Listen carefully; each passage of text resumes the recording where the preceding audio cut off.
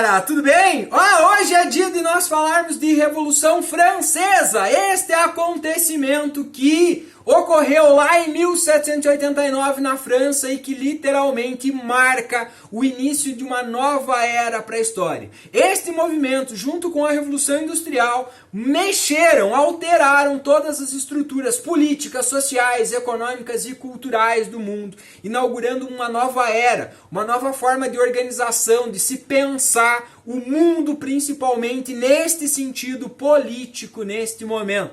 Então a França inaugura, em 1789, o início, começa a desenhar os primeiros formatos de organização política constitucional que nós temos, trazendo, aplicando e materializando os conceitos de liberdade, daqueles conceitos dos valores trazidos e defendidos pelo movimento iluminista, né, que veio se desenhando no século XVII, se consolidou no século XVIII, e temos justamente o século das luzes no século XVIII, porque o movimento da Revolução Industrial e o movimento da Revolução Francesa são as grandes materializações desses ideais, de um novo pensar pautado em um racionalismo mais apurado da sociedade nesse momento, e aí ocorrem esses dois grandes movimentos influenciados por essas ideias. Então o que nós vamos nos propor hoje é tentar entender este contexto de por que a Revolução Industrial ocorre, como ela ocorre na França lá em 1789. Então para isso vamos olhar para esse contexto.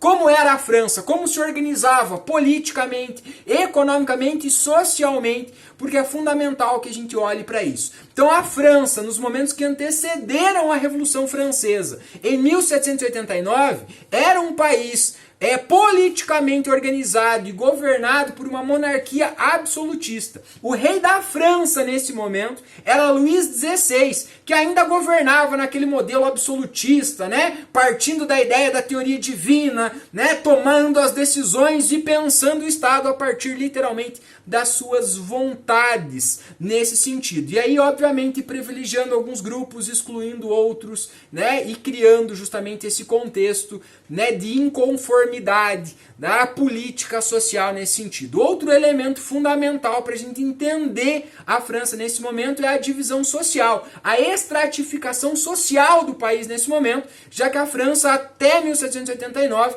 era dividida em estados, primeiro estado, segundo estado e terceiro estado. O primeiro estado formado pelo clero, né, pela elite da Igreja Católica, e dentro desse primeiro estado, né, nós temos dois grupos: o alto clero, que era uma galera que vinha em especial de origem da nobreza, né, e o baixo clero, que vinha basicamente lá do povo, né, da burguesia, enfim, dos camponeses, né, dos trabalhadores livres, enfim, do terceiro estado. E esta composição do primeiro estado é importante para a gente entender um elemento depois, né, nas brigas da Revolução Francesa, né. O segundo estado, formado pela nobreza, né, em especial aqueles que tinham o seu privilégio de nascimento.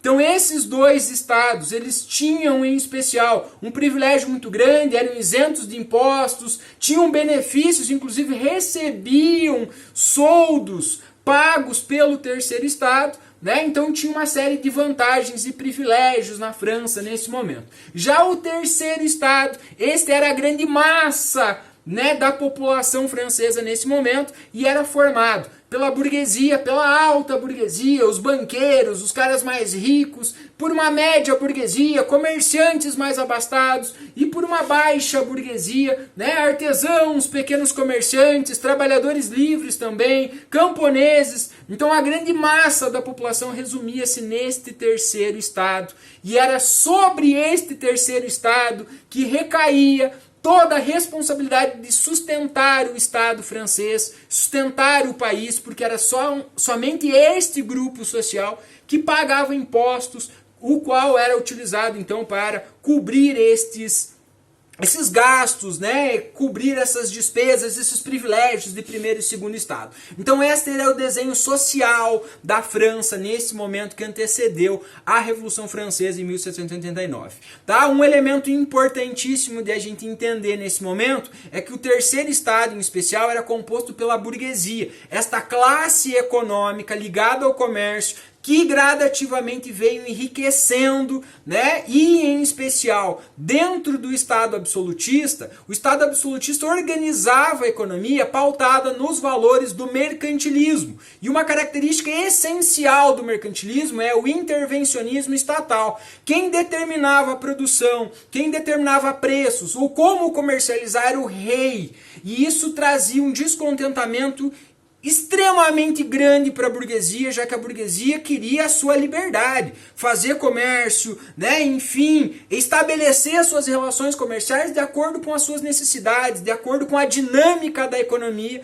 e o rei limitava isso. Então, além de terem que pagar impostos, a burguesia ainda era presa sobre essas regras do intervencionismo, né, que organizava o mercantilismo, que organizava em especial, né, esta política econômica do antigo regime. Então isso cria um campo muito fértil, em especial para a proliferação dos ideais do liberalismo econômico, né, trazido pelos filósofos iluministas, em especial pelo Adam Smith, e isso começa a fazer um sentido. Então essa burguesia começa a almejar justamente esta liberdade, ter maior liberdade de negociar a partir da lei da oferta e da procura, né, não ser sobrecarregado com tantos impostos e tantos entraves criados justamente por esse governo, por esse modelo de governo nesse sentido, né, e também queria se livrar um pouquinho de toda essa carga de impostos, né, que carregava sobre esse terceiro estado, em especial sobre essa burguesia. Então aí começa a se desenhar.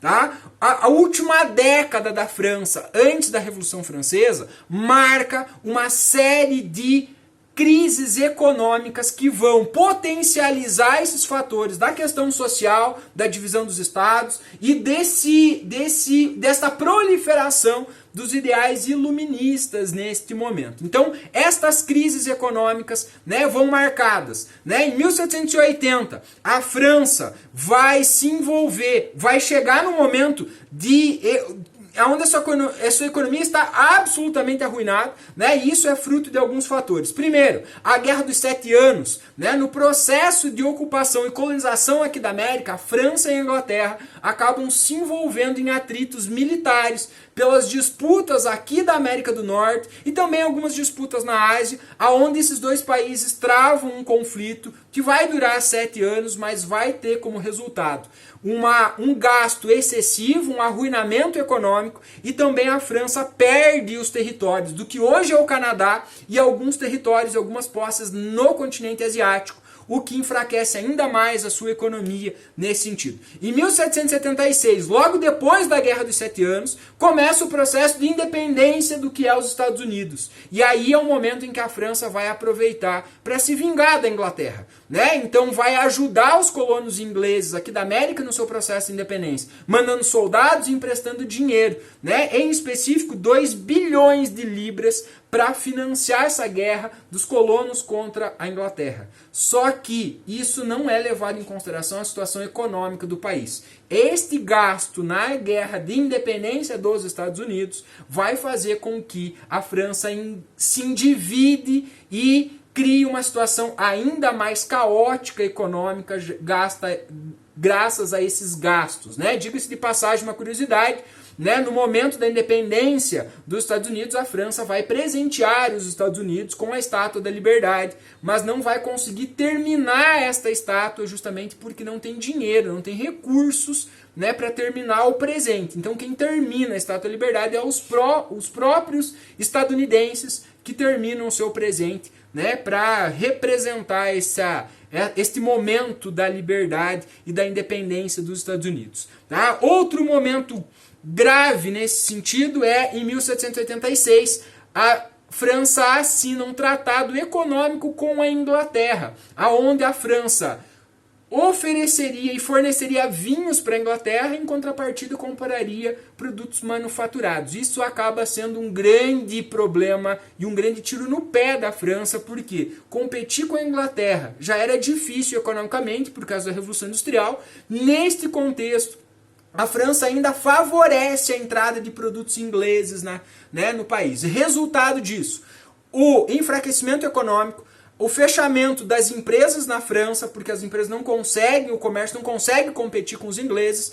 Resultado, desemprego, fome, né, e uma série de problemas econômicos. O agravamento desta crise nesse momento, por causa, né, sem condições de competir economicamente nesse sentido. Tá? Em 1787, a França é atingida por uma gigantesca seca que afeta diretamente a produção de alimento da França, o que vai provocar uma alta de inflação, né, o desaparecimento de muitos gêneros alimentícios, falta de comida. As pessoas passam a passar fome, literalmente, nesse sentido, né? Então, além de todo esse agravamento, crise, desemprego, né, ainda a França é atingida por essa seca que acaba provocando, né, um impacto na produção de alimento nesse sentido. Então esses fatores vão criando todo um clima de insatisfação, um clima propício para proliferação dos ideais iluministas, né, de descontentamento político, social, né, e a crise vai se abater literalmente nesse sentido. E aí, frente a essa crise generalizada na política, na sociedade, na economia, o rei, né, em maio de 1789, convoca a Assembleia dos Estados Gerais, né, para tentar colocar os três estados, primeiro, segundo e terceiro estado, tentar discutir uma solução, tentar encontrar uma saída para a crise em que a França se encontrava neste momento. E aí cada estado manda um número representantes condizente com a porcentagem de população que cada estado, né, tinha ali como que compunha cada estado nesse sentido. E aí a Assembleia é formada. Só que, neste momento da formação dessa Assembleia, vem um impasse. Como vamos votar nessa Assembleia? Vamos votar por estado ou vamos votar por cabeça? Primeiro e segundo estado exigiam a votação por estado, por uma questão óbvia, porque aí eles poderiam manter os seus privilégios e, de uma forma geral, conservar esta estrutura de funcionamento da França, já que uma das grandes propostas para se discutir nessa Assembleia era justamente o aumento de mais impostos para aumentar a arrecadação, já que o Estado não tinha dinheiro para sustentar a França, né? Não tinha dinheiro como manter. Então o primeiro e o segundo Estado queriam a votação por Estado, porque aí seriam 2 contra 1. Já o terceiro Estado queria a votação por cabeça. Por que por cabeça? Porque o primeiro estado juntos, eles tinham 561 membros. O terceiro estado sozinho tinha 572 membros e representantes. Então, se a votação fosse por cabeça, o terceiro estado ganhava e eles poderiam ter a chance de mudar, né, diminuir a sua carga de impostos, né, serem ouvidos pela política, pelo rei, enfim, por essa sociedade francesa que os oprimia dentro desse sentido. E aí vem a grande impasse, uma grande briga, né? O rei, de uma forma geral, não tinha lá grandes interesses de fazer mudanças, né? Queria que se mantivesse essa estrutura, principalmente de privilégio para o primeiro e segundo estado. Então ele usa isso como pretexto para fechar a Assembleia dos Estados Gerais e decretar o encerramento dessas atividades. Mas é aí que começa a se desenrolar a Revolução Francesa. Porque o terceiro estado, com todo esse descontentamento frente a toda esta crise, não suporta mais e não aceita o fechamento da Assembleia Nacional. E aí eles vão formar aquilo que vai ser a Assembleia Nacional Constituinte. Se trancam no Palácio de Versalhes e vão exigir serem ouvidos neste momento, né? E aí começa a se desenrolar o grande processo revolucionário que vai ser a Revolução Francesa. Mas este processo e esses detalhes vai ser um tema para o nosso próximo vídeo, tá? Que a gente vai discutir esses detalhes e o caminho que a Revolução Francesa vai percorrer durante esses próximos anos, nessa próxima década quase, de movimentos de luta, de conquistas, né, movimentos conturbados politicamente, que vai desenhar, né, vai dar um norte para as discussões políticas do mundo contemporâneo, do qual vivemos hoje. Então, ó, gostou desse vídeo? Deixa sua curtida aqui, segue o canal e espera que tem mais sobre essa história.